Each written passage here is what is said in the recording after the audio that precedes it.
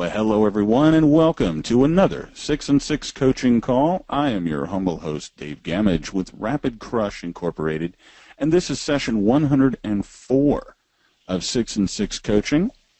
And today we have a very special guest with us. I managed to get him to carve out some time in his extremely busy day to come on and join us. John S. Rhodes, our Chief Marketing Officer here at Rapid Crush, is going to talk to us about a subject that we rarely hear of in the internet marketing and online business world, and that's selling out. So welcome, John. Take it away and tell us what you're talking about. Yeah, right on. Well, thank you very much, Dave, for hosting me. As you had mentioned, yeah, very, very busy these days inside Rapid Crush. Now, before Rapid Crush, I was very, very successful. Okay, so I had my own business, and I got to tell you, when it comes down to it, a lot of internet marketers, a lot of folks who have online businesses are not successful. So even having the ability to sell out, the ability to take what you own and get something for it and then move on is very challenging. Now, one of the things that's great about all the products and services, not all, but many of the products and services that Rapid Crush offers, is that you can start a business that you could sell out, whether it's an Amazon physical business, or maybe you're doing something with SEO services or offline consulting. Many of the paradigms, many of the money-making systems that you can get your hands on, you do have the ability to build a business that will sell, or that you could sell out on. So please keep that in mind. Whether you're just getting started, and many of you are not just getting started, I recognize so many names here, whether you're just getting started or you've been around the barn, right? This is not your first rodeo. Maybe you've been at this for a few years, maybe longer than a few years. Keep in mind that you're building assets. You're building a business that you could possibly turn around and sell. And I'll be talking about assets. I'll be talking about growing your business so that you can sell it. And I'm going to explain as well some of the facets and factors that led to me selling out. Now, before I begin, one last thing. As you may or may not know, I owned for the last 4 years, up to the end of 2014, a little business called JJ Fast. I was a partner with Jay Boyer. And actually maybe more than 4 years, maybe more like 4.5 years or so. And it was a 7-figure business, very healthy 7-figure business. I was a half owner, 50%, and we were doing very well. Thousands and thousands of customers, I'll talk about that, and many success stories. Thousands of people who were very successful with our trainings on a small scale, some on a very large scale. I'll talk about some of those numbers, but again, taking that business and then saying, okay, I'd like to liquidate, I'd like to make money from it, and then move on. Boy, that's really something. And you can learn something for yourself, I can guarantee it. So by the end of this time together, I can guarantee you will be learning something that you can either use today or really in the next month or two, no matter where you are at. So let's get started here officially, okay? So let me tell you a story. As a kid, my parents would fight about money. So do me a favor, raise your hand, let me know if your parents fought about money, or in, maybe not your parents, but maybe in your home, maybe in your household. Did anyone fight about money? Just a quick yes or no. So I see yes, I see not really, I see yes. By the way, the idea, there's no right or wrong answer, obviously. This is just, hey, did people fight around you? The reason I bring this up is that what happens in your environment as you're growing up truly does have an impact on how you think, right? It does. Like, oh, my parents did this, therefore. Well, this is what happened to me. As a kid, my parents would fight. And it really, honestly, upon reflection, it really made me sad. It wasn't until maybe 4 or 5 years ago where I really thought about this. I'm like, wow, that really, when my parents fought, it didn't just scare me because I was a child. It actually really made me sad. Like, wow, that's really a shame. That's the only thing they fought about, by the way. Very loving, wonderful. I had a great childhood. My parents were awesome. But this is the one thing that really made me sad about growing up, is them fighting about money. And I learned that no money is bad. Now, this is very important. This maybe is important for you in a personal level, but at a professional level or for your business, this really does matter. No money is bad. This was not something that triggered in my mind that money is the root of all evil or the filthy rich. So the language, the narrative in my mind was, when you don't have money, bad things happen. People fight. It wasn't, oh, people who are rich are evil. Do you see the difference there? I got lucky almost. I really did. I got lucky that I realized that no money was bad. Not that that was wonderful to have baked in my brain, but that's what got baked into my head, not that being wealthy is a negative thing. So the point here is to look at how you were brought up, look at what you've experienced, and think about the narrative and really understand the narrative going through your own mind. You should really take some time. I mean, it only takes a few minutes, but write down how you think about and how you feel about money. Because how you think about and how you feel about money has a direct relationship, a very direct relationship to how you structure your business, how you feel about your business, because business is money and money is business. Now, you want to change the world, you want to help people, provide value, and so on and so on. And there are many vehicles for generating value and generating wealth. Whether it's a membership site or a WordPress plugin or ASM or something else, or whatever the tools are, whatever the business model is, you still have an opinion about money and what wealth means. Very important. And by the way, there's like a weird double negative there. No money is bad. There are very likely to be quirks and very weird language that you will not notice until you physically write down the narrative. Physically write down or type. I actually wrote this stuff out, a few things. I wasn't doing like weird psychoanalysis, by the way. I literally just kind of wrote out some sentences about how I thought about money and business and wealth. I was trying to sort of upgrade my business and my life, and I was trying to figure things out. And when you write this stuff down, you realize what language that you're using. So when I say narrative, I'm talking about these key words or phrases that run through the soundtrack in your mind. So are you feeling what I'm saying here, by the way? This is not, it seems woo-woo and foo-foo and fluffy, right? It does, but it's not. Are you with me? Are you following here? Okay, I really hope so. It's sort of one of these kind of weird, like, whoa, things. Well, as a result of this, I swore I would get wealthy. I'd get rich one way or another. Now, that didn't drive me. It wasn't my number one all-consuming passion, but I realized in the back of my head that I was going to make money. I was going to make a lot of it. And I also realized that one of the most important things in my life is I'm not going to fight with people. I refuse to fight with people. The best way not to fight with people, because I didn't see any other fights. I wasn't, a fighting person, and my family, no one was fighting.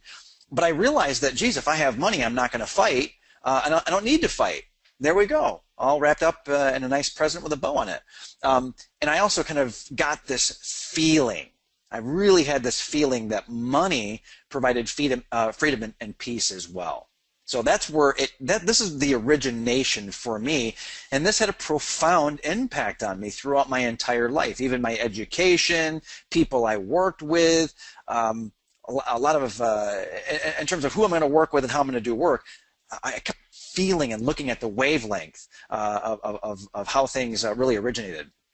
So this appealed to me, right? Sort of jokingly here, you've got Donald Duck's Uncle Scrooge, I think. It might be Scrooge. But yeah, I mean, this appealed to me, like money. Wow, this is really cool. He's happy, diving into piles and piles and piles of cash. That's pretty cool. That's fun, right? And Richie Rich sitting in a pile of, an actual chair made of money, right?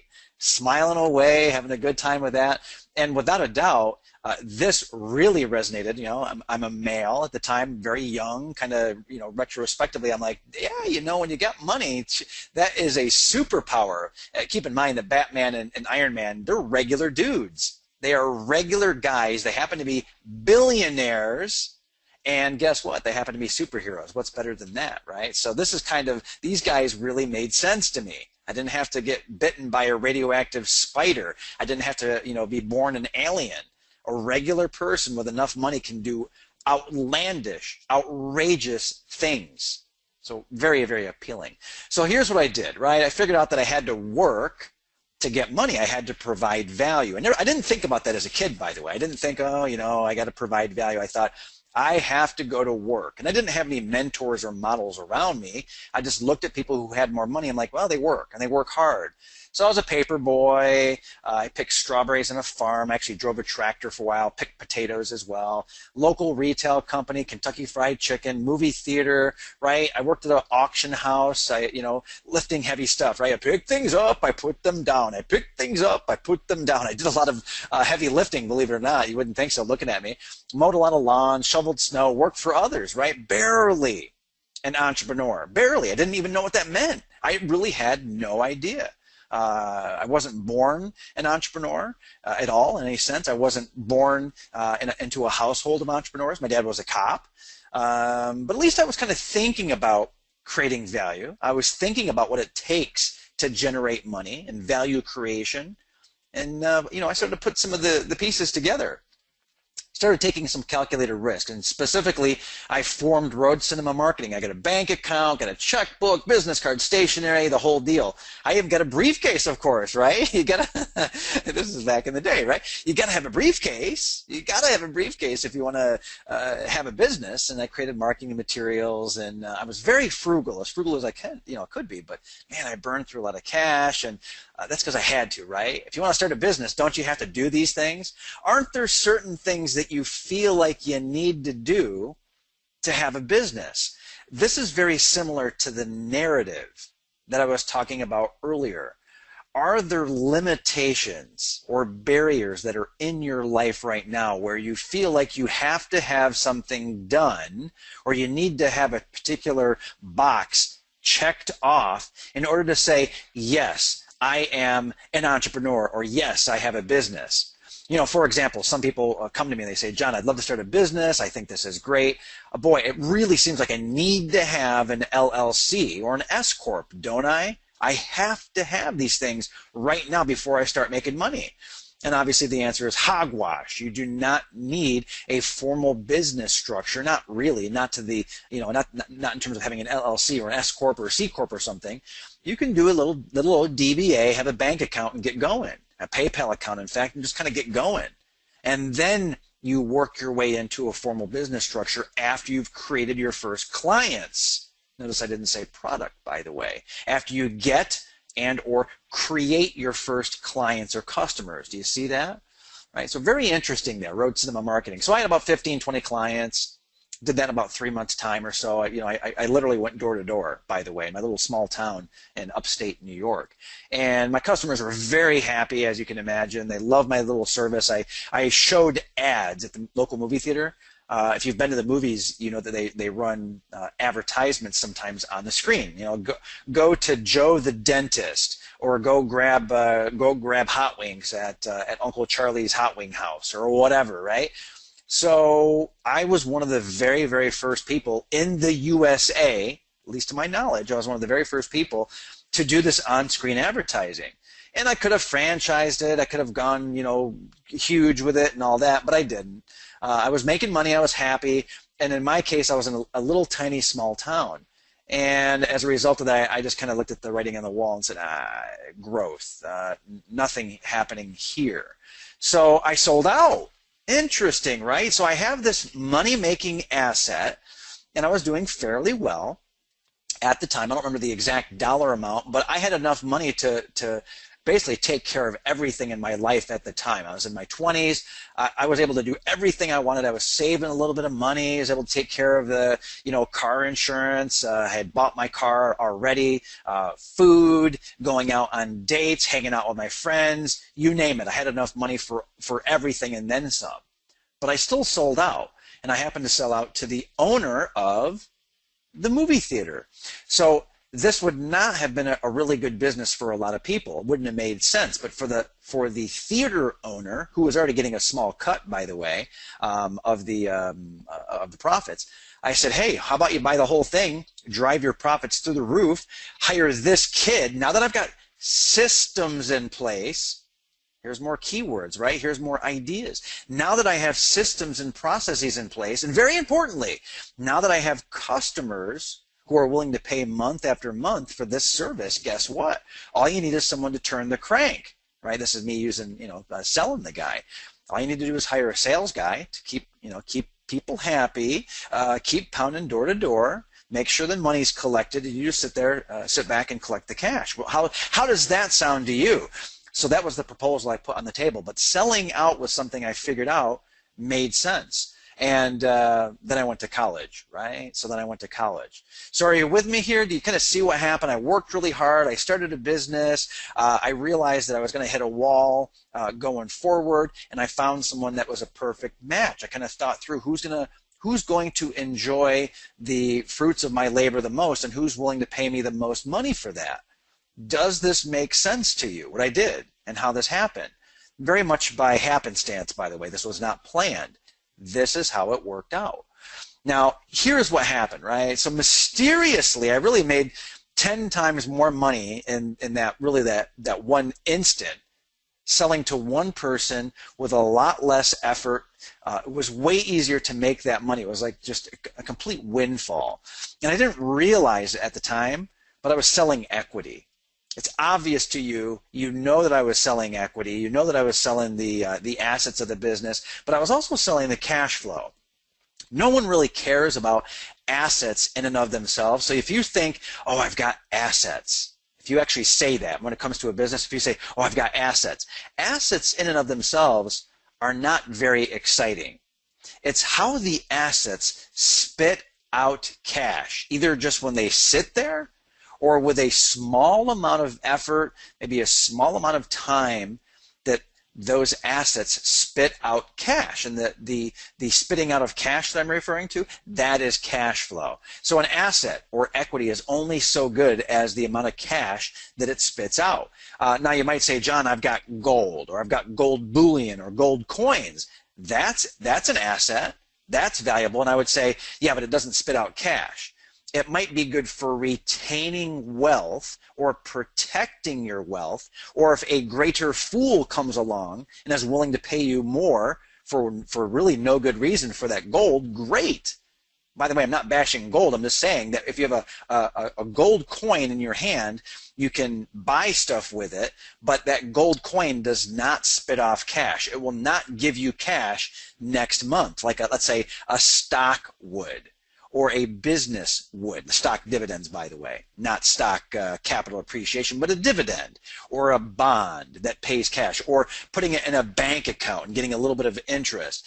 There's a difference in the quality and type of assets and equity, and it comes down to the cash flow that it produces. If I said to you, hey, this rock right here, this dumb little rock right here spits out $100,000 every month, you'd be very interested in that rock. Even if the rock is just sitting there and like a month later the money just appeared. Like, well, okay, I really like that rock. I don't know what it does or how it does it, but money just magically appears. It's a very valuable rock. It's a very valuable asset because of the cash flow that it spits out. Think about that for your business. I hope that makes complete sense. So lesson number one, other people, finger raised in the air, light bulb goes off. Other people like money, and more importantly, they will pay for money-making machines. So your business isn't just made up of assets. It's not even really made up of, cash flow. It's not made up of people or human resources.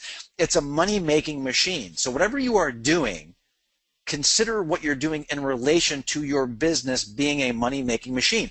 If you have a business, let's say, that generates $100,000 every single month in, month out, it generates $100,000. But then I say, shh, don't tell anyone, but the expenses are $105,000. Shh, don't tell anyone. Your business is worth negative. It's worth negative. It's not worth $100,000 times some multiple. It's worth a negative whatever. It's worth zero. It's actually worth less than that. You couldn't pay me to take your business. I don't want it unless I saw that I could fix some stuff up, make some changes, and turn it to profitability. So I don't give a rat's behind. I don't care at all, and other people don't care either if a business has great revenues if it's not profitable. So money-making machines does not mean revenue-generating machine. It means profit-making machine. Do you see the difference? And then if you've been in business any period of time, you know exactly what I'm talking about. All right, so can I get like an amen or something? Can I get like, John, you're making perfect sense. You couldn't make any more sense than what you're making right now. I get it. So if you could go ahead and do that, I'd appreciate the feedback so I know that we're seeing eye to eye here, right? Okay, this is important stuff. Now, again, this is not woo-woo foo-foo. This applies to what you're doing. There's already 3 or 4 lessons. I wanted to pull this one out specifically, though, so you can apply it to your business. So you're looking at the profits of your business, the profitability of your business, not the revenues, right? I'll take a highly profitable business over a insanely revenue-driven business with not much profit, okay? And then, right, welcome to internet marketing, baby, right? If you're doing any sort of online business, any sort of internet marketing at all, well, there, again, it's Amazon, or you even do offline marketing, there's still an online component, but it's like, whoa, yeah, internet marketing, very interesting. Okay, why college? Just real quick. This is kind of interesting, right? Well, I like learning, so this is about my personality. What's your personality like? Who are you? Who are you beholden to? Who matters in your life? What's driving you? What emotions are driving you? What's your foundation, right? Well, mine was conservative, low risk, to be safe, and here I am, an entrepreneur, right, and a marketer, right? My dad was a cop, though, you know, salt of the earth, great guy. College is safe, and it's smart. That's why I didn't continue on the entrepreneurial path. I let my background sort of pull me back, right? Okay, so girls, yeah, of course, in my case at least, right?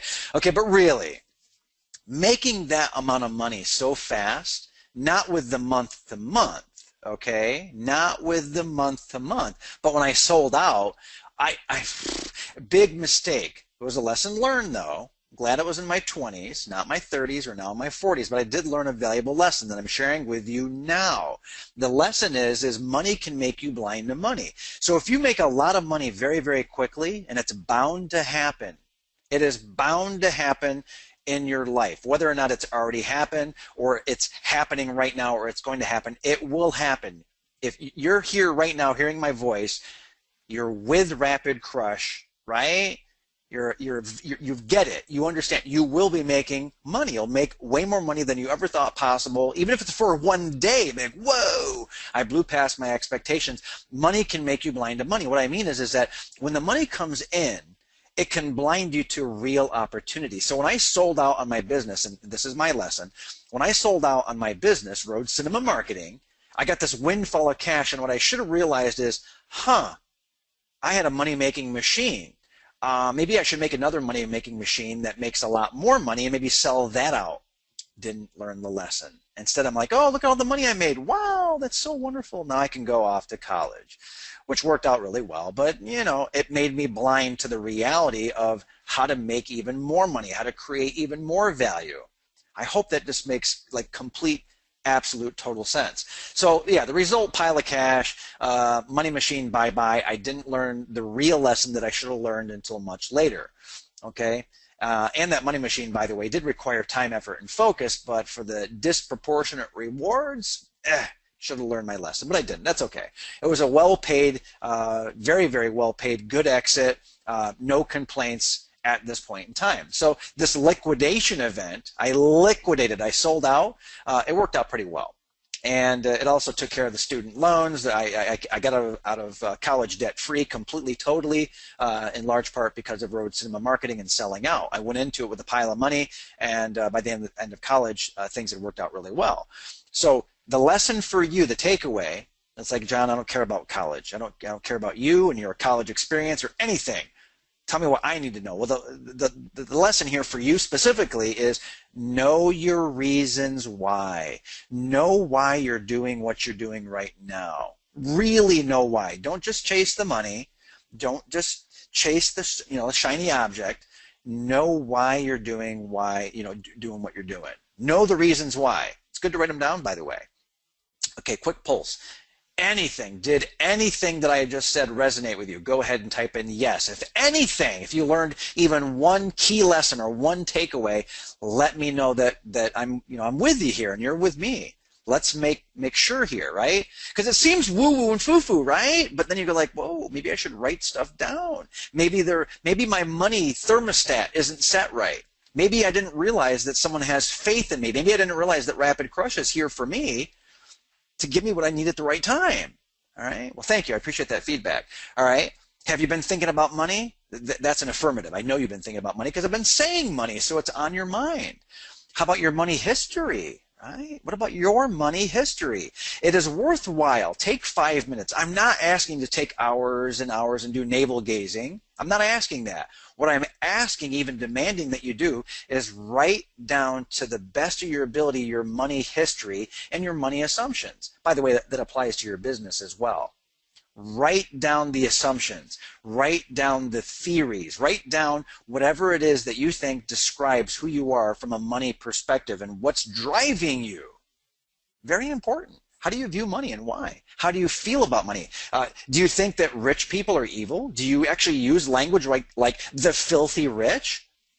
Or do you have some other framework in mind? Do you bless? I do this now, by the way. I've been doing it for years. Do you bless? Literally, do you bless the wealth of other people? I do it every day. I bless the wealth of other people.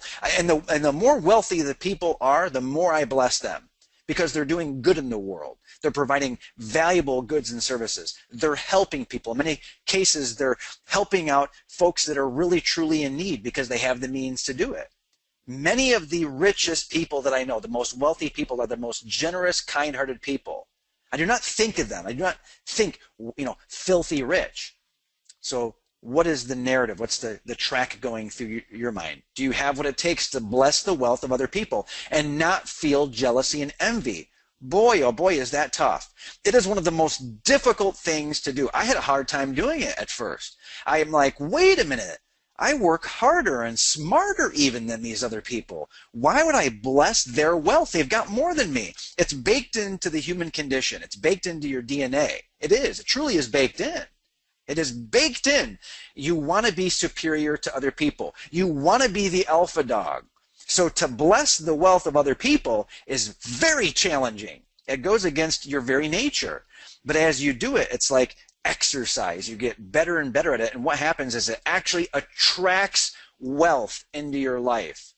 It attracts wealth. So like, law of attraction, and that gets woo-woo pretty bad. But an actionable thing you can do is bless the wealth of other people. It is really, really fun to do that. After you do it like a month or two, you're like, wow, this is really profound. This is this is rewiring my brain. You get rewired for positive wealth, positive opportunities in your life. You smile more. It's really crazy. Give it a try. And more money and money from your business as well. Sorry about the blessing of the wealth thing, but it's really a challenging thing for many people, especially if you're struggling. The more you struggle, the harder it's going to be to bless the wealth of other people. Like, okay, here, but give it a try. See what happens. Try to keep it up. It only takes a moment or two, by the way. Okay, inside your business, all right? It's about immediate value creation in the short term. Cash flow. You have to create customers. I don't care how you do it, but you have to create customers so you have that cash flow. If you don't have the cash flow, you're doomed. You got to have the cash flow. But by building the cash flow, you're building assets, you're creating equity, and cash flow leads to long-term value creation and long-term equity. Guess what? You can sell that at a very serious multiple. And by the way, people will look at your business through both lenses. They'll look at the equity and the value and how they can leverage it, but they're also going to look at the actual bottom line cash flow, the profits that come in on month to month or quarter to quarter, year to year basis. They're going to look at that if you're looking at selling out. Or heck, even if you plan on passing this thing along, it's a legacy business, you plan on passing it along to your children or grandchildren. I don't know, maybe a colleague, maybe your spouse, I don't know. But you have to look at both cash flow and you have to look at equity and your assets, okay? Switching gears, what type of business, right? So what kind of business do you have? We'll hit this really quick. I think you already know this. It's pretty much known, but let's hit it anyway real fast. Is your business a small, fun, great money-making little hobby kind of business? By the way, that's awesome. A little side business kind of deal, very cool. You can do really, really well with a side business and be very, very satisfied. Making $5,000 a year could be exactly what you're targeting. Probably not, but it might be what you're targeting. Like if I had $5,000 extra in a year, oh boy, that's every year I can go, or maybe 10,000 every year. This is my vacation business where I'm able to go to Hawaii every single year because of this business. Delightful, love it. Lifestyle business where enough is enough, right? Where you're able to travel all that you want, live where you want, how you want.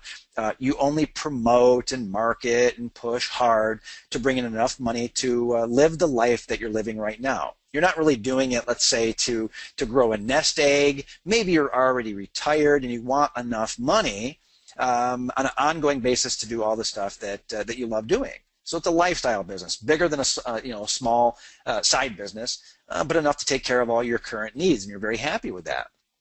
Then there's the job business. This is insidious. This can be downright evil. This is the one you have to be most alert about, the one that you have to be most cautious about, because you can get paid or be getting paid a lot of money. It can be very rewarding, but very asset poor. No real assets, no real leverage. Maybe you do things like freelancing. Maybe you do copywriting for other people. Maybe you do a certain kind of consulting. So very asset light. Maybe you don't have much in the way of employees or technology or processes. You just go out there and you make a lot of money helping other people. I'm sure you can envision exactly the kind of business that I'm talking about here. I could certainly give you examples beyond what I've already done. And then of course we've got the corporate business. Cash flow is king. $1 million, $5 million, $10 million, whatever. Heck, it might even be 300,000 or 400,000. It might be 100,000. But it's still a corporate business where you're really watching the cash flow. You're trying to build assets. Maybe you're bringing in employees. I know a lot of folks who think that they've got corporate businesses, but really they've got a job biz. They've got a job business where they're, if they stopped working, this is the real litmus test. If you stopped working, would the business continue on without you or without much effort? Would it generate money without you being all that involved? Because you've got systems, people, processes, and stuff in place. Right? So corporate biz, way better than a job biz. Job biz can be very, very dangerous because a lot of money comes in, but if you get sick or you stop for a month, money stops. Be very careful about that, okay? Okay, so, in your business, very jokingly, this goes back, right? You recognize this, by the way? Let me know if you recognize this, right? Let me know if you recognize this. Where's the beef, right? The old lady, right? Wendy's commercial, right? Wonderful commercial. Lots of fun there. Where's the beef, right? So in your business, do you have a lot of money in the bank from your business? Do you have a lot of products that last and last? Are they evergreen? Maybe services, brain power, effort, and time. Do you have that captured in some way? Do you have people who can help you with that? People that assist you? Maybe backstage and you're front stage, you're the lead singer and they're helping you out tremendously in a major, major way. How about brand and your goodwill and the name, personality? And I have Dennis there. So let's take Dennis Becker as an example, earn 1K a day. Do you have a personality-based business? If Dennis, as in Dennis Becker, was not in earn 1K a day, if we pulled him out completely, would earn 1K a day, would Dennis Becker's business continue? If Dennis is all over the place, does Dennis's business continue? Don't know. Don't know, right? So look at the beef in your business and really, really know exactly what you've got in terms of assets and what you don't have. And here's the very smart way to do this. How much would you pay to buy your business from yourself? So if you couldn't be in your business right now, would you actually pay money to own your business and to operate it? And if so, how much? You're like, oh, geez, really? Ooh. So if I were to look at your business, what would I pay? And that might scare you. Geez, what would John pay for this business? What would Dave Gamage pay for this business? What would Jason Fladlin pay for this business? No. What would you pay for your own business? Would you actually spend money to get back in your business? Is your business so damn good, you'd actually pay to get back in it because it's so delightful, so much fun? Whoa, right? Very interesting. And what can be sold to others? Maybe your business can't be sold, but maybe some of your assets, maybe some of the beef in your business could be sold. And be very honest with yourself. This allows you to do an X-ray on your business and really know what's valuable and what's not, okay? Clear? Okay, so lesson number 2. A business is only as good as the cash it generates and the assets it contains. That's kind of like a summary. Not really much of a lesson there. Here's the lesson. If you are the business, if it's a personality-based business, if you're the face, if you're the nameplate, if you are the business and you are the only asset, the only real major asset, selling out and getting leverage on that asset is going to be tough as hell. It's going to be really, really hard because you're selling yourself. You're selling yourself out. And that doesn't even, I mean, logically, it doesn't even make sense, because if you were to sell out, you'd have to continue working because you are the business. You are the asset. Do you see how this works? Wow. Do you see how people trap themselves in their business? A personality-based business can be very lucrative. Let's make no mistake here. A personality-based business, or a business where you are the headliner, can be very, very lucrative. Very. But you are potentially painting yourself into a corner. All right? Hopefully that is like unbelievably obvious now that we've gone through this together. So here is the revelation. This is worth writing down. And I strongly, this is woo-woo. This is very pie in the sky. This is, metaphysical almost. I very strongly encourage you, if you haven't written anything down, I very strongly encourage you to write this down, okay? The less that you are involved in building, and also, by the way, running, the less that you are involved in building the equity and the assets and driving the cash flow, the more valuable the business becomes.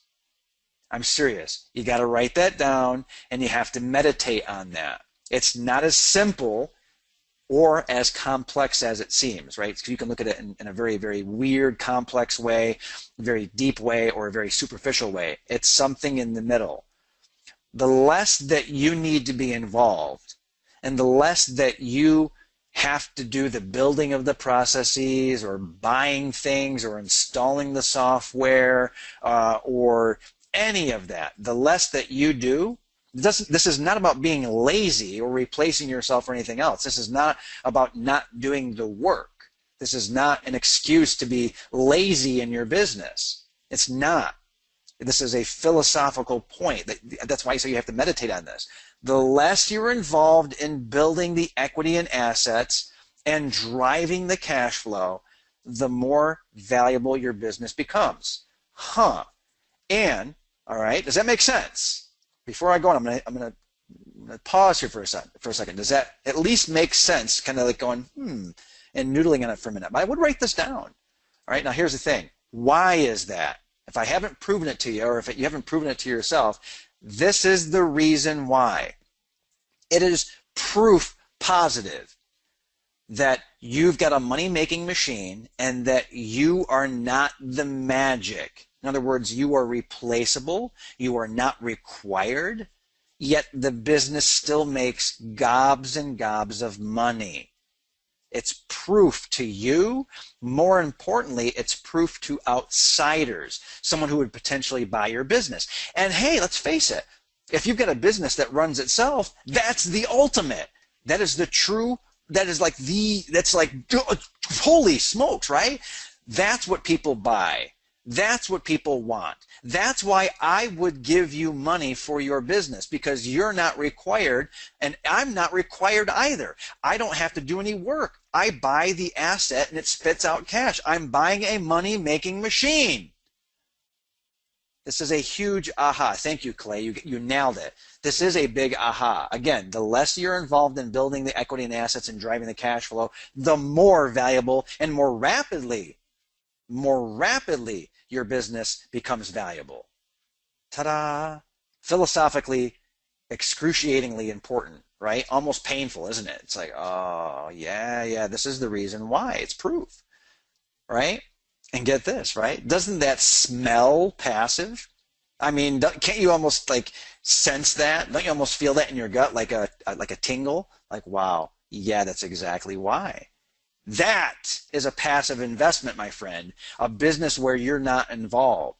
That's why people buy, that's why people are willing to spend lots of money to buy stock like ExxonMobil, Procter & Gamble, Johnson & Johnson, because they put the money in and it just spits out cash. I can't make it any clearer. I really can't make that point any clearer. And I really mean it. Thanks for indulging me and letting me really rant about that, soapbox it. So lesson number 3, the most attractive business is the business that you don't touch.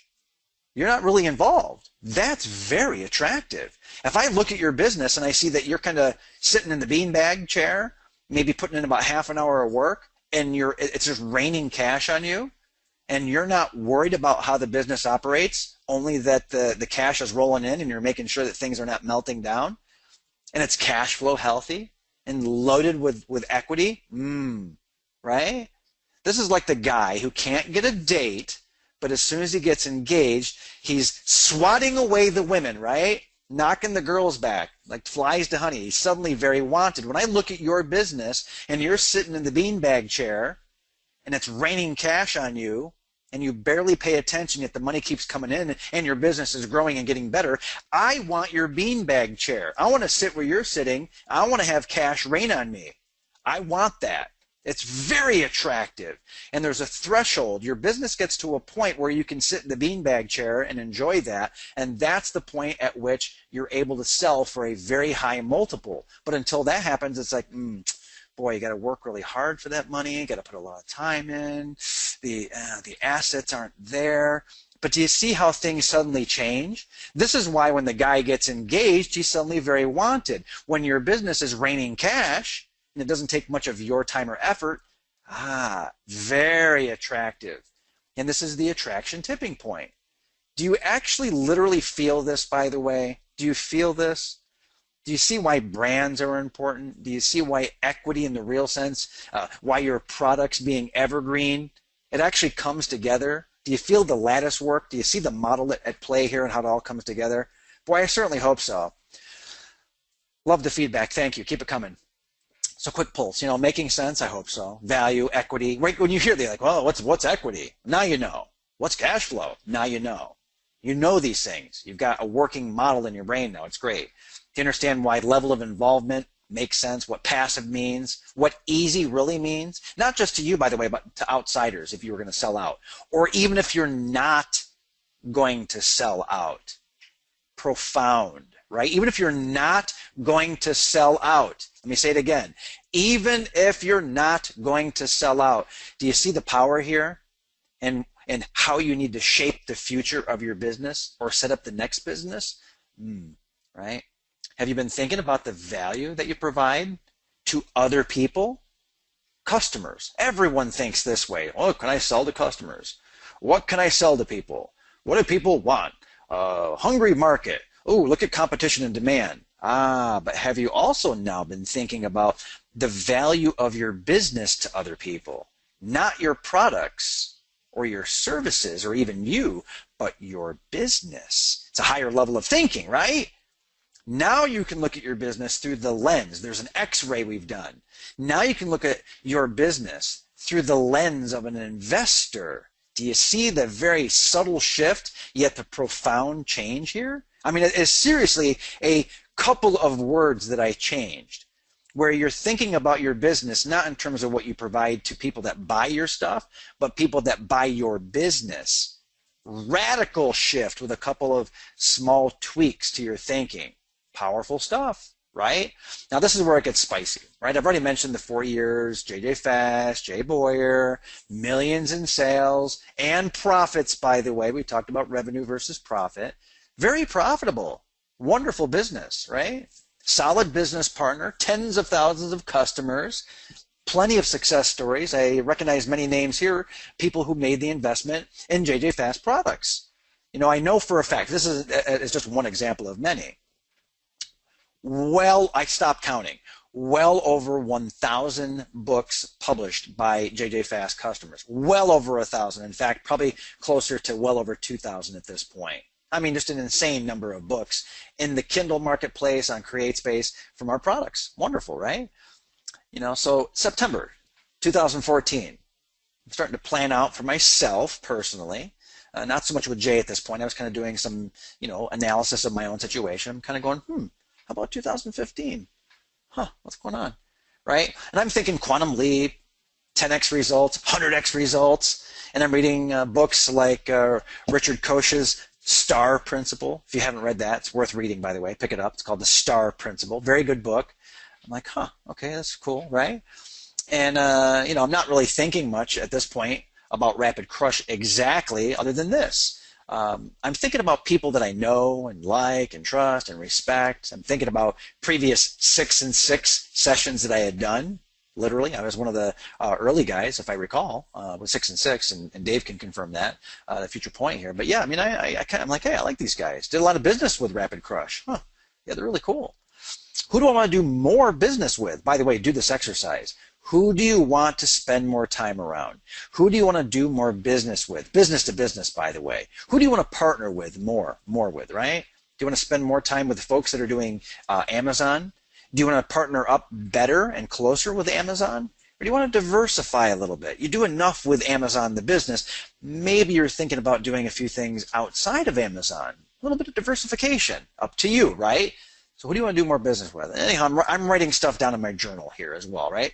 So Jason and Will and the other folks on the team, Rapid Crush.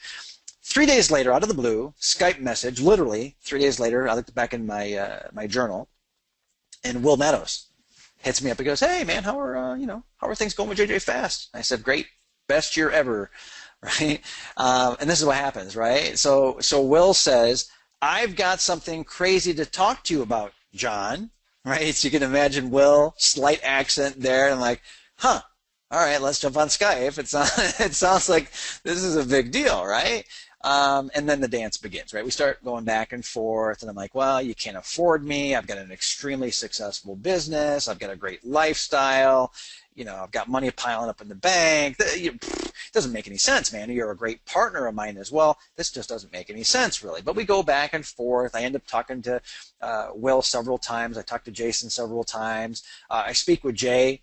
We're all shell-shocked, by the way. By this point, we're all shell-shocked, and everyone's kind of asking, is this really going to happen? Because it was kind of like one of these things where it's like, I don't know. Maybe it makes sense. Maybe it doesn't make sense. We're going to kind of blow up JJ Fast, but not really, because Jay's going to keep it going, right? And I'm going to be over in Rapid Crush. We'll continue doing at least some business together, right? Everyone's going to make more money, right? So we started to look at the numbers, right? And it started to make an awful lot of sense. Now, I'm not going to say that Jay was thrilled. It wasn't like, hey, yeah, man, this is wonderful. This is great news. That would not be truthful if I said that Jay was totally thrilled about this, because he wasn't thrilled about this. But it was amicable, right? The split up, me selling out, it was reasonable. We came to reasonable terms. He was happy with some things. I was happy with some things. He was unhappy with some things. I was unhappy with some things. But it worked out, right? So it did happen, obviously. Everything is good between us. Is it perfect? No. There's some stuff where we're like, hey, there's still some friction. It's still a little bit, and that this is 6 months later at this point.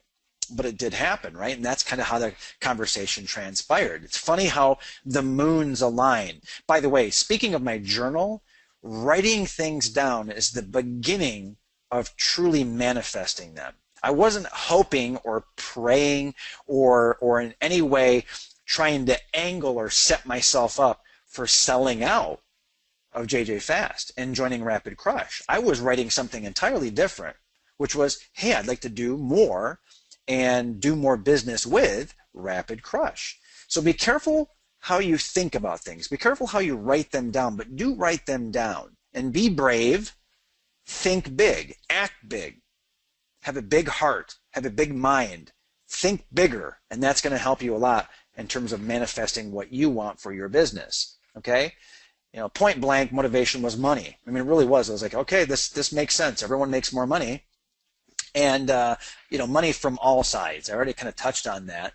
It was a liquidation event for me. I sold out, and I learned that selling out can benefit everyone. It can benefit me in terms of fast cash.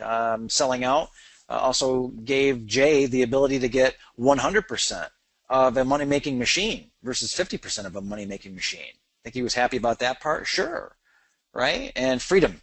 and flexibility, and even more focus. Like I'm way more focused now than I was with JJ Fast. I'm not doing as many things. I'm very busy, but I'm drilling for oil more than I am kind of casting that wide net. All right, I'm able to focus more on my unique ability activities, right? Things I'm more passionate, higher skilled, and higher valued with, and of course that helps Rapid Crush. Helps out Jason, helps out Will, frees them up, and I'm allowed to do and able to do things that I'm really awesome with, right? So a fair payout. Think about the following. There's cash in the bank, there's PayPal, there's money that's coming due, accounts receivable, right? There's also big payments, there's also continuity or membership cash coming in, there's the literal assets and equity like, products, Facebook pages, profiles, brand, domain names, you name it, Facebook groups, not just Facebook pages and groups, but actual groups as well. All kinds of stuff, email, infrastructure, even team members. Okay, it gets really interesting when you start laying this stuff out with a successful business, especially. Those assets get to be, very, very interesting. Now, here's the truth of online businesses. However, here's the catch. The value of your business equity can be very high if you're not required to use the equity or do it. So that's kind of weird. Like, what am I really saying here? Okay? If there's cash in the bank, or let's say a product and a webinar and it's autopilot, man, that's money in the bank. I mean, it's literally money in the bank in the case of cash, or it's something that just generates cash day in, day out. Very powerful. It's wonderful, right? However, right, the value of your business equity can drop like a rock. It can just go right down to almost nothing if it's required that you are involved, that you must use the assets to generate the cash. Huh? Probably scratching your head on that. So the example would be like an email list. If I have to write emails and I'm one of the personalities or the personality of that business, and I suddenly am no longer around and there's not a real good transition in place, then I can't just hand you my email list and have you start mailing. It gets really funky and weird. Can you write with my voice? Is it ethical to write for me? Yeah, it can be. That's perfectly on my behalf, as long as we have an agreement. It can be very ethical, perfectly reasonable, right? But if it's required that activity is required, and a certain kind of activity is required, my activity is required, what's the value of that asset? So keep in mind, this goes back to the personality-based business, the branding in your business, the brand name that you've got, and so forth and so on. Keep in mind what that means in terms of the valuation, in terms of the value of your assets and your equity, right? An email list doesn't run itself, right? Perfectly clear. So, another lesson number 4, the true value of your business. I use that language very deliberately. The true value of your business is the sum total of all the cash that you can extract from it without actively being involved in the business. That's the true value. I didn't say that's the value of your business.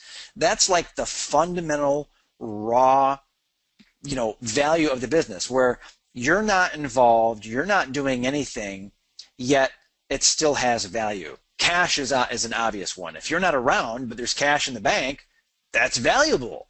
But the email list, different, right? Because that means that you might say the email list is worth $1 million. But if you're not running it, that email list is worth like $1. It's not worth anything unless emails are actually being sent and effort is applied.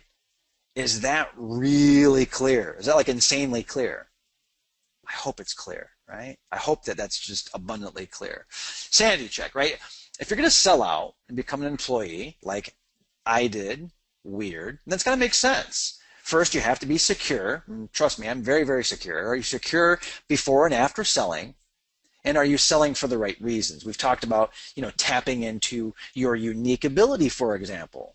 Working with the right people, working for the right reasons is what it comes down to.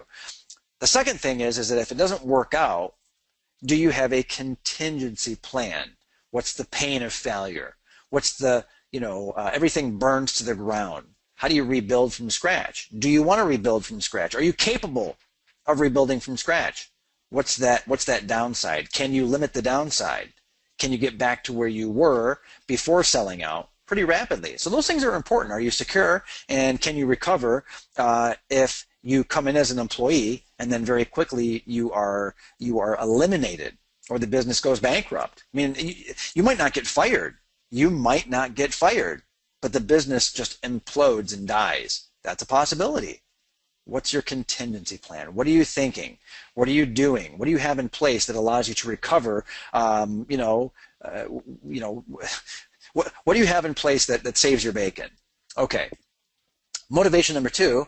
Look, let's talk about money for a minute. You can make money with salary, right? What's right for you? What takes care of your lifestyle month in, month out, year after year, and why that amount? Know your money thermometer. What temperature are you running at?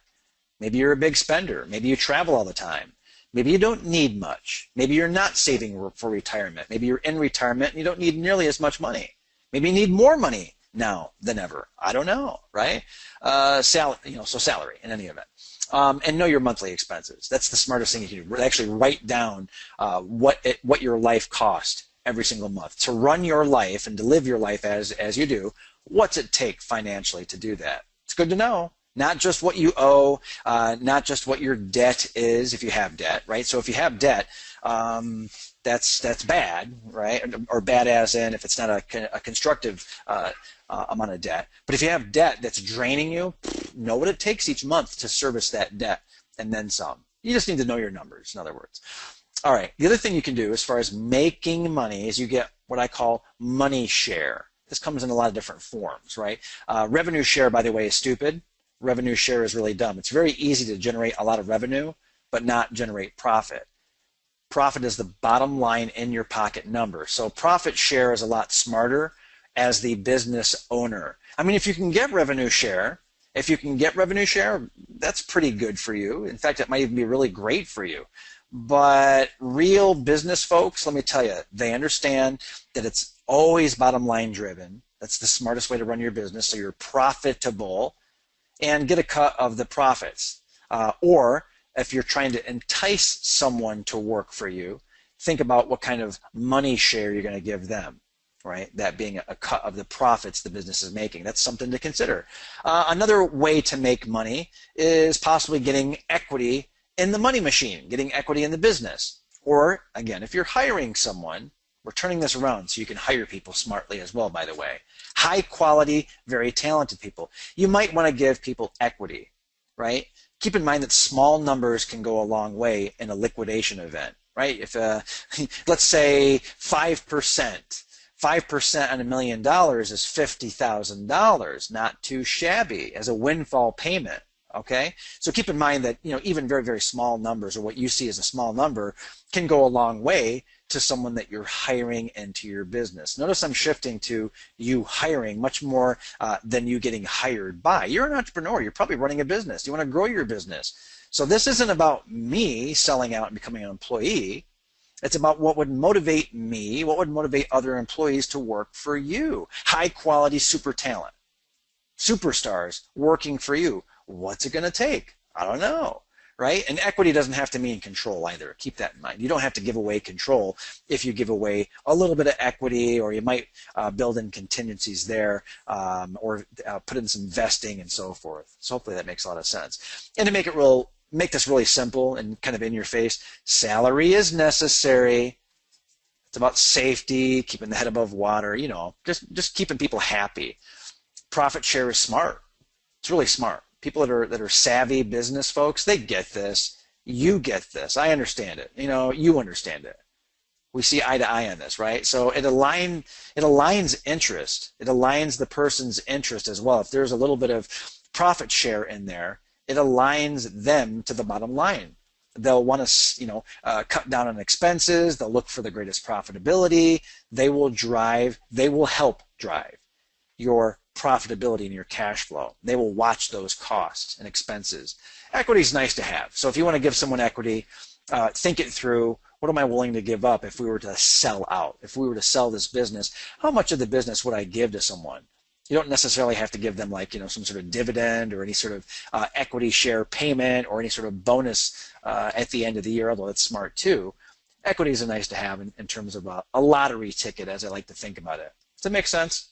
You're actually offering up a lottery ticket. And that's actually a great sort of paradigm or a great framework that you can use with folks.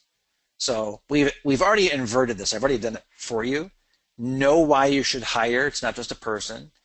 Pay people what they're worth. And the better the person, the more you disproportionately reward them. You'll find that they provide so much leverage and so much strength in your business. And if they're doing the work without you, let me say that again. If you can hire someone even at a very, very high rate, and they're providing a very high level of value. So if you pay someone, let's say $100,000, as an example, if you pay someone $100,000, like, oh, wow, that's so much money. I don't know if it is or not to you, but if $100,000 seems like a lot for a salary, but that person generates $300,000, not a revenue, but a profit, that's a no-brainer. You hire as many of those people as you possibly can. You look for people. You try to find people that you can hire all day long at $100,000 if they're driving $300,000 of profitability. This is a no-brainer.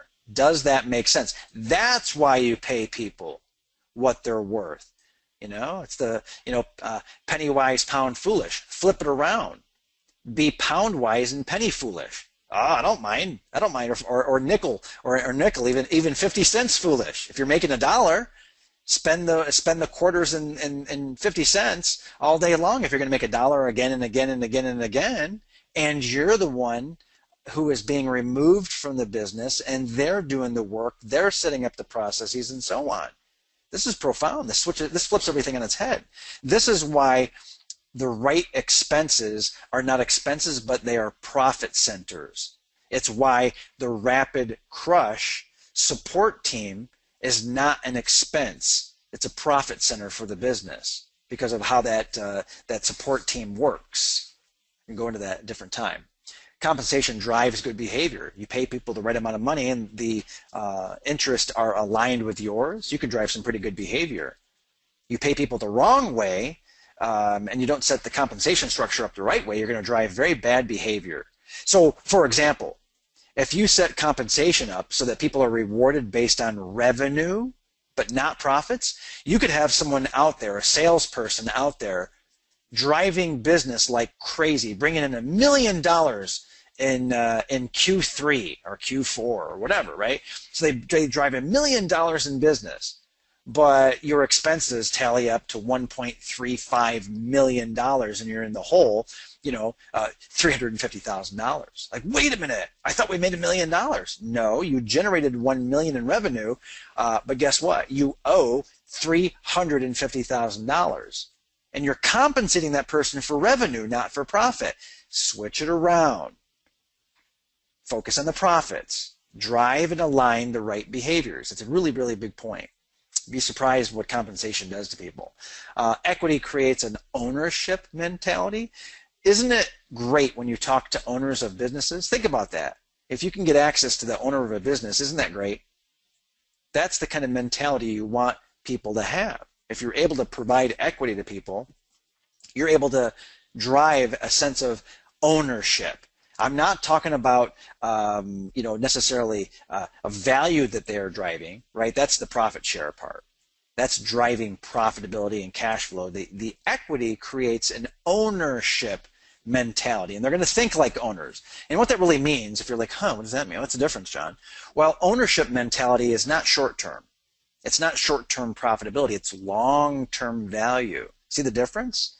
Owners think long-term. Owners think of, hey, if I were to liquidate this, what kind of multiple can I get? Well, it's the value. It's the value of the business processes. See the difference? Oof, profound. It's really a big deal. Big aha there. Okay, bringing it all together. No faster way to get rich and get paid a huge amount of money, whatever huge is in your mind, right? A lot of money. There's no faster way than a liquidation event, selling out. When you sell out, you make a whole bunch of money real fast. It's great. It's wonderful. Now, the secret is that you need to have a business worth buying. Lots of cash. piles of equity. We've gone through that. We spent a lot of time today on that. So you really, truly have that cooked into your brain, have it branded right on your brain, psst, right? It's right there. You get it. And hands off, super passive business, a value creating machine, because that's a cash generating machine. But here is the catch-22. Here's the interesting thing about this. If you really had a business that awesome and that great, would you want to sell it? Would you really want to sell a business that good? Do you see? Do you see the wonderfulness here? You're creating a business so good that you'd really not want to get rid of it. You would not want to sell out. So that when you do sell out, you get the right price. But the most important thing is that by having this mentality, a sell-out mentality, it shifts all the gears. It gives you the ability to look at your business as an investor would. It allows you to look beyond just a quick profitability or quick revenue. It allows you to look at the business from an entirely different point of view and allows you to say, the business is so good, I don't want to get rid of it. Therefore, this is huge, the smartest thing, very specific language here, pay attention to this. The smartest thing, the most rational, I should have really said rational, the most rational thing you can do is build a business that is awesome enough to be sold for a huge pile of money. That's the most rational, the most intelligent thing that you can do. Build a great business. It just plain makes sense. A business so delightful that you'd want to build it again and again and again. You'd be thrilled to build that same business, to build your business, because you're doing it the right way, with the right frame, the right narrative, the right reasons why.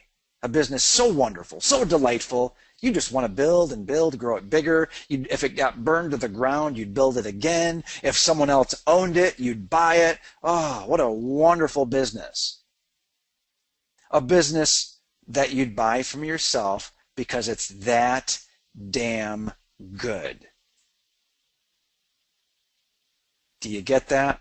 I mean, has this been now burned in your brain? Do you now get the power of selling out? It's not just about, oh, John sold out and there's some, there's some intrigue and mystery, right? This is about what it means for you. This is what it means when you're thinking about the long term. This is what it means this is what it means to you when you're building your business. What kind of people should you be hiring, and how do you compensate them? What kind of assets to build? What does passive really mean? How do you make it passive? What makes a business passive? What kind of systems and processes do I need to have in there? Should my name and face be on the business? Maybe, maybe not. If I wanted to pass this business on as a legacy business, a true legacy business, onto my heirs, right? If I wanted to pass it on to friends, if I wanted to donate this business, should I want to do that? Would someone be able to run this business without me?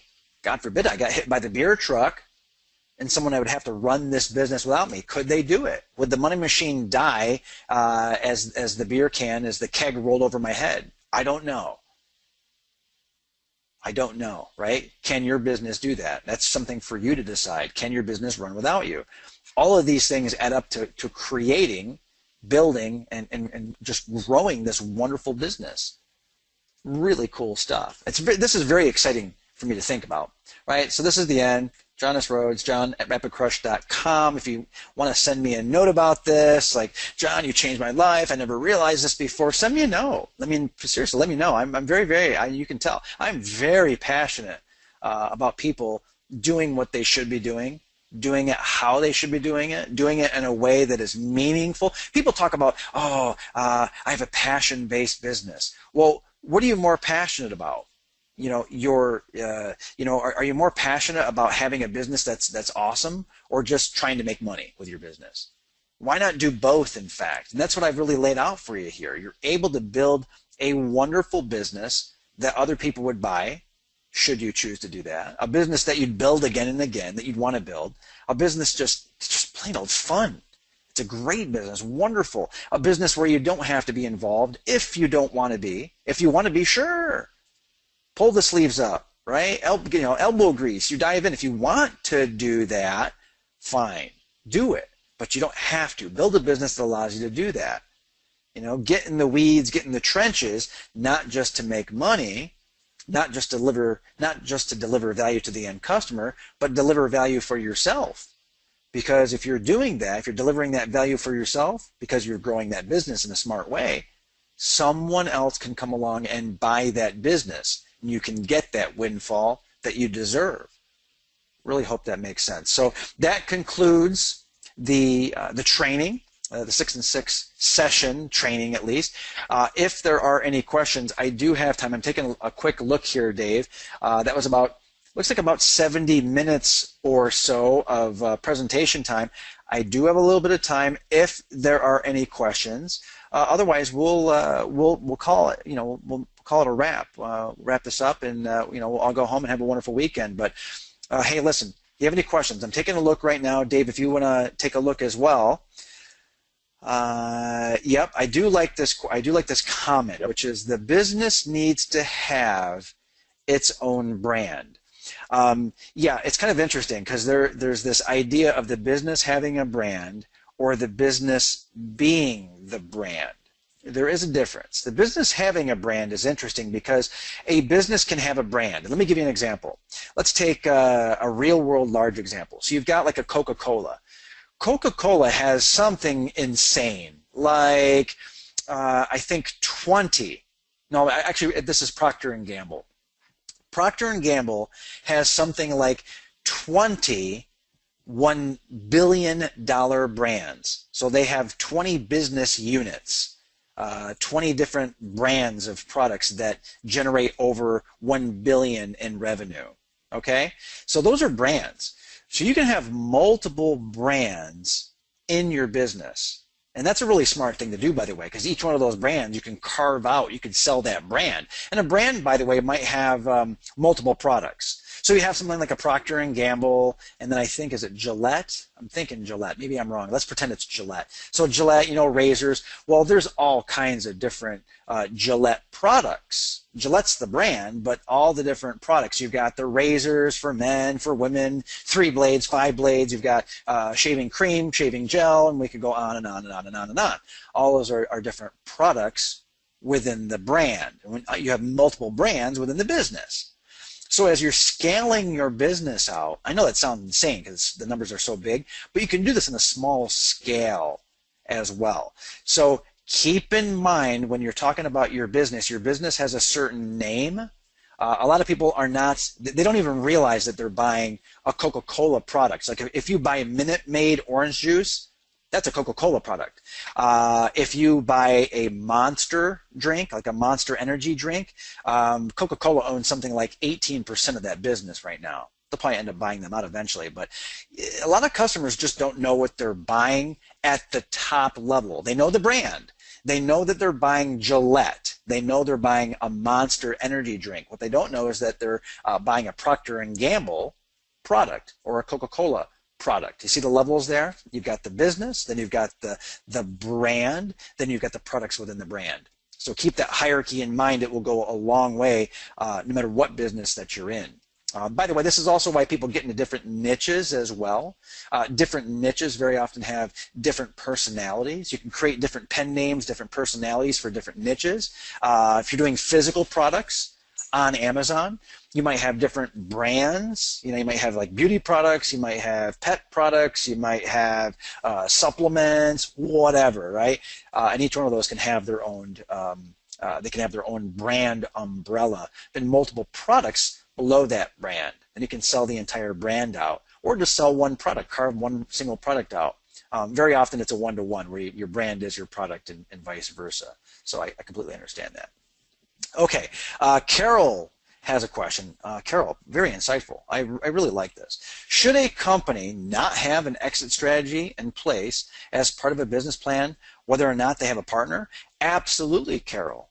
Absolutely. Now, here's the other side of that.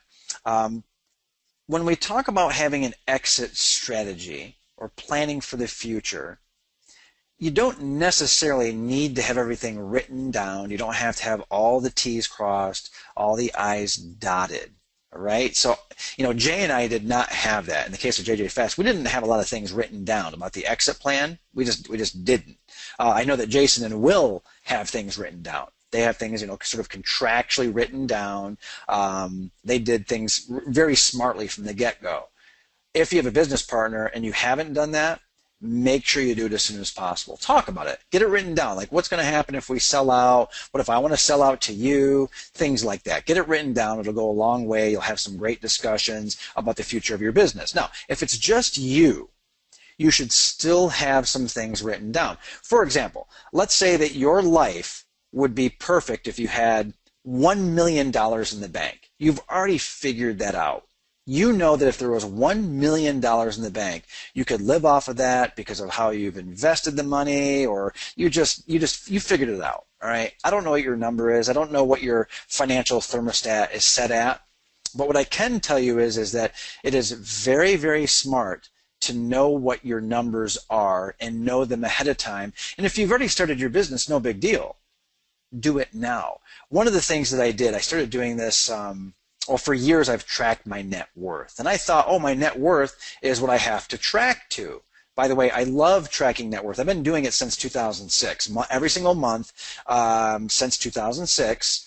My wife and I actually take a look at all of our assets and so forth. We add it all up and go, okay, there's the net worth.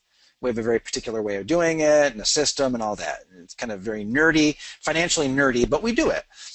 And I realized this was not too long ago. I'm like, wait a minute. The assets are nice. My net worth is nice. And I have numbers, right? I have financial goals I want to hit and so forth. But here's what I realized recently. I'm like, if I had full and complete income replacement, if I had assets in place, if I had cash flow spit off by those assets in place, and it completely, totally replaced all my income right now, and I live very nicely, by the way. If I was able to have assets in place that completely, totally took care of all my expenses month to month, and I did not have to sell my assets to do it, ding, that is very important to me. That might be my number one goal. My net worth is still probably my number one goal. Number two is full and complete lifestyle cash flow replacement. So my assets, my very, very passive investments, completely, totally take care of my life from here going on out. Does that make sense? Okay, so the punchline here for you, Carol, and really for anyone else, know the numbers, number one. Number two, write it down, and write it down with knowledge, write it down with certainty, rerun those numbers every once in a while, and see what your business is doing. And you can actually track this stuff. So let's say your goal is $100,000 per year. That if you had that much money coming in, that would take care of everything. If you could just sit back and $100,000 came in and that was perfect, or maybe it's $50,000 or $25,000 or $500,000. I don't know. It depends on your financial thermostat. Whatever it is, and go, my business without me involved generates about $2,000 a month. So that's $24,000 a year, ultra passive, and I need $50,000. So let's say it's about $25,000. So 2,000 times 12 is $24,000. Let's round up to $25,000. If your lifestyle requires $50,000, your business makes your life, you're 50% of the way there. And again, I'm just throwing numbers out there, but the point is know them in your head and then start getting that stuff written down. But yeah, to answer specifically the question, should a company not, have an exit strategy? I think so.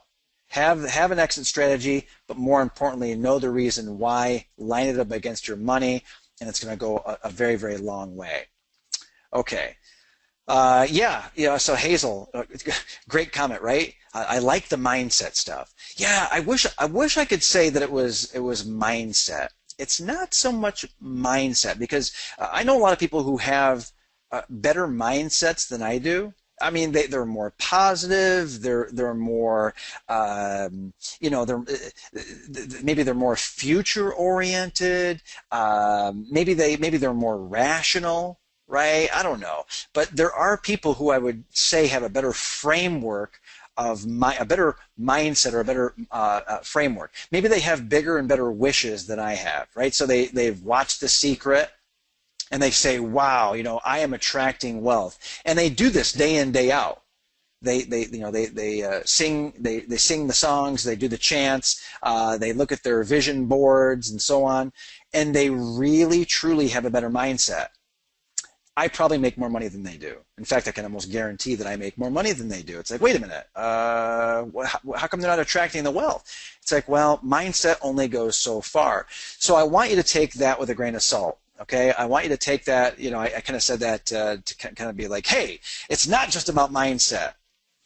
I deliberately took the mindset stuff, some of that woo-woo and foo-foo fluffy-ish kind of stuff, and made it concrete and actionable at multiple points. The lessons that were in there, the points that we stopped together, I did that very deliberately, Hazel. I did it so that you could write things down and think, but more importantly, think and then act in a very smart, a very rational way, a very actionable way, something you can do or some things that you can do this weekend so you can x-ray your business the right way, so you can make the right kind of actual real plan, so you know how to analyze your business, and you do it this weekend so you look at your life and your lifestyle and the numbers that you need, and you know what your business is doing to get you there. You actually know what your business is doing to get you there. This is not feel good. This is real deal, make it happen, right? Real deal, make it happen, and here are some tools for you to do that, okay? So yes, exactly. Now I have some concrete questions to ask myself. So Hazel, you do end your question or your comment here in the right way, which is, yep, I have some soul searching to do, but now I have some concrete questions to ask myself. You got the tools. That was exactly right, Hazel. So thanks for that comment and the question that's embedded in there. All right, so Timothy asked, taking a look here, Timothy is asking, okay, how do you figure out, let me take a closer look, okay, let's see here. How do you figure out a valuation for a business if you're looking for investors? Is there a business model, concept, formula? Right, okay, so Timothy, here's the scoop. Unfortunately, there's no tried and true measurement, but I will point out something that's very important. Okay, so different industries, different types of businesses have different metrics people look at. In some cases, people really do just look at the revenue. All they care about is revenue, and they'll give you $1 for 1 year. So let's say the business makes $50,000 in 1 year. Someone's willing to write you a check for $50,000 right now for that revenue. For the revenue, not for the profit, for the revenue. And it's like, okay. In other cases, people will look at that and say, no. Let's see the cash flow for the last few years. Let's take the average. Let's take that. And it looks like $20,000 that you're making per year. Great. I'm willing to pay you a 2 times multiple for your cash flow. For bottom line profit, I'm willing to pay you double. So I'm willing to write you a check. I'm willing to stroke you a check for $40,000, right? Cash on the barrelhead, here you go, boom. Okay, so there's that. For a lot of what we look at, a lot of what I look at, what I've found. Oh, by the way, another way to do this, Timothy, this is really, by the way, anyone who's thinking about this, what I encourage you to do is go over to Flippa. And the reason I encourage you to go to Flippa is look at how people try to present their businesses. They're saying, hey, I've got an internet business where I sell I sell pens. Or I have a digital product, or it's an e-commerce site.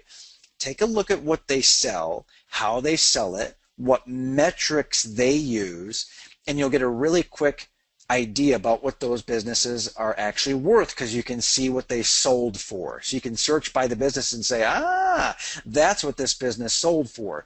So Timothy, that's a number one thing that you can do right now to get practical real world experience in valuing a business. Now, it's not perfect, but it does give you a lot of examples and gets your head in the right place in terms of frameworks that other people are using. But a lot of times, at the most, you'll be looking at about probably 3 times your profits. 3 times your profits is probably the upper limit you'd be looking at for most businesses. But it really depends. A lot of times there are different options available to you too. You don't always have options. Sometimes people just come to you with an offer and they say take it or leave it. So when I say you have options, you do have the ability sometimes to solicit bids. You can put it up for auction, the business that is. You can go to business brokers. But if you just kind of want a quick wag of the thumb in the air, if you've got a really solid passive, hands-off, really solid money machine, someone's probably going to pay you probably twice the profits. I mean, I'd be interested in something that would be 1 to 2 times. I always look for bargains. 1 to 2 times yearly profit, and upwards of 3, but probably not more than that. Unless I figured I could spruce up or spice up the business with some good marketing, chop in some of the costs, and so on. Does that make sense? I wish I could just say, yeah, here's the multiple, here's the framework. And by the way, there are frameworks out there. There are academic frameworks that you can follow, but they're not real world enough for me. Right. Clay, thank you. That's good. There we go. Yep. And yep. And Hazel, thank you. Yep. Definitely not. Right. Definitely not just feel good. I'm not trying to make, I'll be just real blunt about this. I'm not trying to make anyone feel good about this. I'm not trying to put, lipstick on a pig. Right? I'm not doing anything like that. Like, yeah, I sold out and it was dirty and gritty and difficult and painful. No, that's not what I'm doing. It was not easy to sell out. There was some, blood, sweat, and tears along the way. We made it happen. It worked out very well for everyone. Everyone's making more money at the end of the day. It worked out very positively, right? I'm not trying to candy coat anything, just so you know.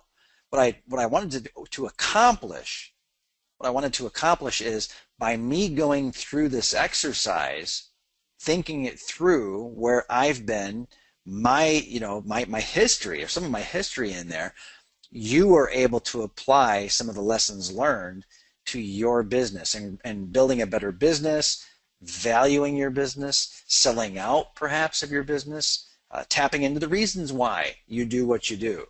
Some of it's a little bit feel good, but for the most part, nah, this ain't about that. This is about giving you practical tools that you can apply this moment. I say this weekend because it's the weekend here, but you can apply these principles right now to your business and have a better, stronger, smarter business or business relationship. If you've got a partner, you can pass this by your business partner or future business partner and say, let's take a look at the cash flow. Let's take a look at the assets. Let's take a look at this business if we're not involved. And what does that mean to our contract? What does that mean to the short term and long term, and so on? So now you have, basically some questions and you have a tool set for doing that X-ray, for doing that analysis. All right, Dave, I'm taking a look. I think we've answered everything here behind the scenes, either publicly or privately. If there's anything else, any other questions, anyone? Because I think this is a wrap. We're at about an hour and a half, almost exactly here of time, 90 minutes. That's about what I was targeting. If we're good, we're good. You let me know. I'm looking. No, I think we're good, man. Yeah, very, very good. Oh, Rhonda asked a question. This is good, right? So Rhonda says, and this is interesting. I appreciate this. I'll hit it pretty quick. Rhonda, yeah, you were such good friends with Jay. Don't you miss him? Yeah, it's weird, We're still friends. It's a different relationship, no doubt. There's some things we share, some things we don't share anymore. It's definitely weird. Here's what we did. Real quick insight. My wife worked for that business, and guess what? She still does. So she is kind of like a moderator. She keeps things kind of on an even keel. We don't let emotions get in the way, positive or negative. She's an in-between. She's a firewall. There's a lot of things I don't know. I mean, there are a lot. In fact, I know almost nothing at this point about JJ Fast, other than what you see from emails coming out or from webinars that maybe Jay's running. So yeah, it's definitely weird. And I know only a little bit more than you do. There's a firewall there, but at the same time, I made sure that everything was cool with my wife staying in the business, providing assistance behind the scenes to Jay. And that's a good thing. So if you can find moderation tools, if you can find in-between types of environments, right? So maybe you keep the business or keep part of the business together, possibly. Maybe you build into the contract something where, for the next 6 months, you continue to provide consulting or whatever, right?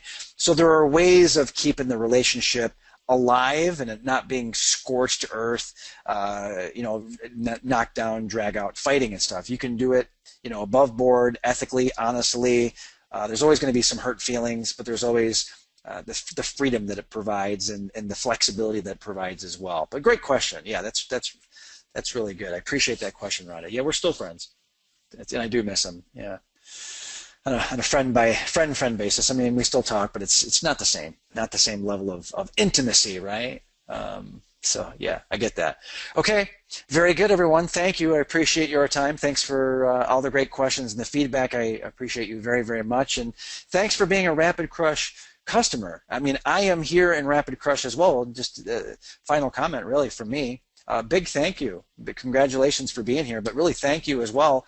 I'm here because of you. Literally, I'm here because of you making an investment in Rapid Crush, investing in yourself along the way as well. This is a big happy family when you look at it, and it has been for years, and I appreciate it. It's a big reason why I came in, is because of you. Not just for the money. The money is great, and that was the #1 motivation.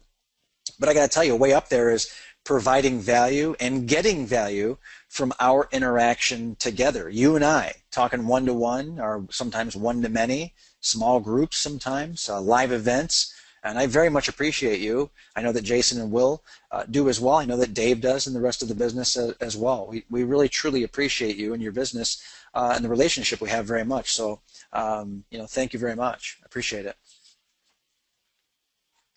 All right. Thanks, everyone. Thanks for being on another 6 and 6 with us. Thank you, John, for coming on. And hope everybody has a wonderful weekend. And we will talk again very shortly. Thanks, everyone.